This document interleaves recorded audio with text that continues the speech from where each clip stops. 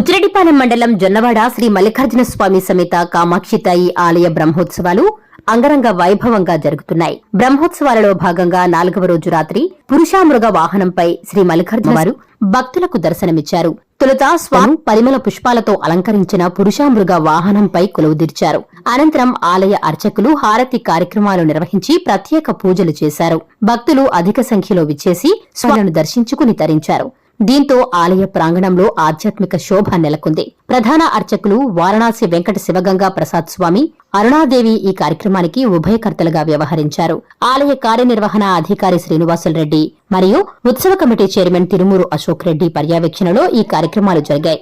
ఈ కార్యక్రమంలో కమిటీ సభ్యులు కణపర్తి నాగేంద్ర, నక్కల శివకృష్ణ, తిరువాయిపాటి నందకుమార్, ముంగల సుధాకర్, శ్రీశైలం శశిశేఖర్ శర్మ, పాలూరు చాముండేశ్వరి, కొల్లపూడి శారద, పెన్నత్తూరు సుమలత, గండ్రకోట రమాదేవి, జొన్నలగడ్డ వరలక్ష్మి, ఇమ్మడిశెట్టి సౌజన్య, లక్ష్మి, ఆలయ అర్చకులు, సిబ్బంది పాల్గొన్నారు.